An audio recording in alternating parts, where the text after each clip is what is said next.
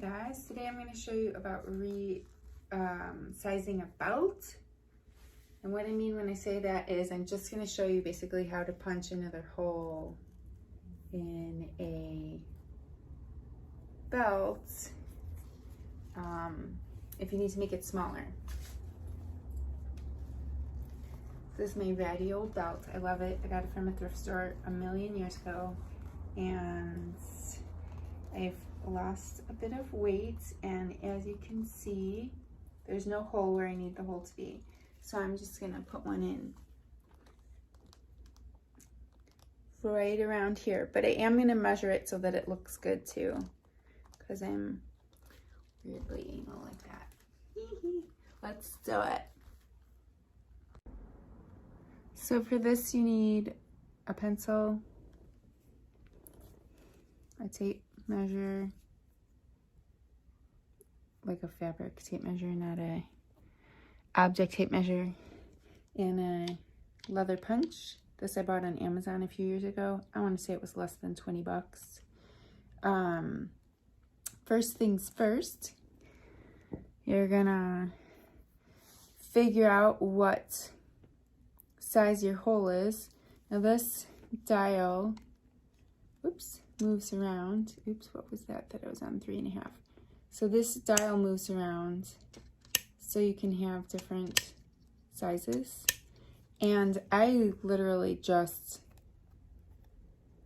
see, okay, what hole fits in the hole. And I've chosen 3.5. It might be a little bit small, but it's better to start out small and go up than to start out too big and then you have a too big hole.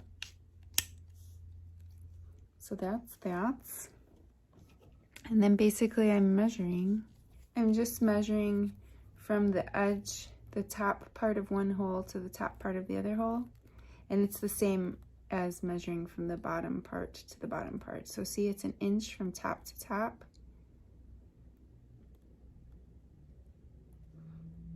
So I'm gonna take 1 inch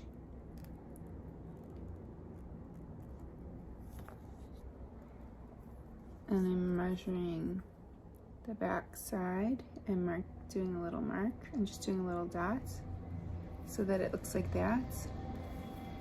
And then I'm taking 1 inch from the top side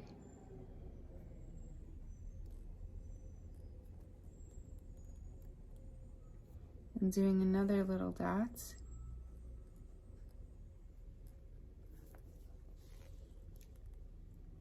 Can you see? I can't tell if you can see. Yes. Okay, and I'm basically gonna just punch the hole in there. It looks like I should probably check. I'm gonna have to turn it over and use the centimeter side, but looks like it's 1 centimeter down from the top and 1 centimeter up from the bottom. So if I want, I can also mark the bottom and the top of the hole. This is probably the most precisely I've ever done it. Usually I just kind of measure it and wing it, but since people might be following this advice, I want it to be as accurate as possible. So obviously the dots aren't exactly lined up, but I have my 4 little dots. And then I'm gonna make a hole within that parameter. So you just take your hole punch, you have it on the size that you want because you've checked it out. And then you're gonna line it up within the holes. So I've lined it up within the holes, and then you're just gonna squeeze. And then I like to kind of move it around because sometimes the leather gets stuck on the back side. And that's it, people. Oops, except that the leather didn't go all the way through, or the punch didn't go all the way through. Okay, so that has not happened before.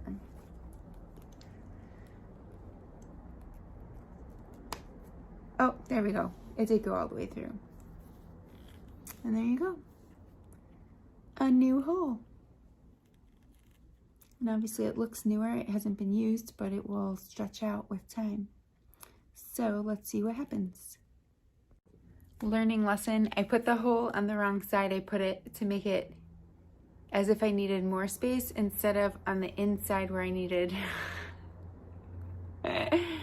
I needed it smaller. So I made it bigger rather than making it smaller. So let's see how to do that. Okay, so going in, making it smaller. You know, these are the things we learn. The things we learn. Make that better. So you can see, again, we're going to take, I remember the measurements. Well, the first one worked out great, so hopefully this one will as well. We're going to measure 1 inch from the back side. This might even be a little bit easier because I can line the measuring tape up. And then 1 inch from the front side.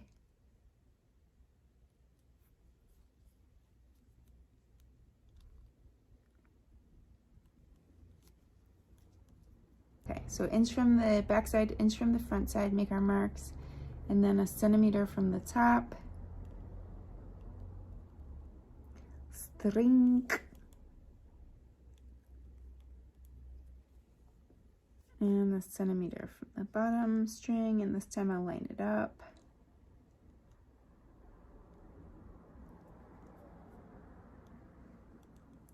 Yoop. Again, got my 4 holes. And it doesn't matter, like I could put holes all the way to the end. It's not a big deal.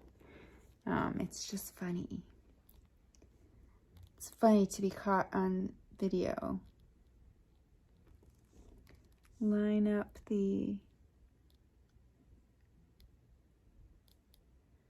hole in the middle. Squeeze. Kind of rack it around to make sure it's cut. And then voila! Okay, now let's try it out for real. Okay, so now for the moment of truth. We have the new belt holes, plural, because I went the wrong way the first time, and that's okay.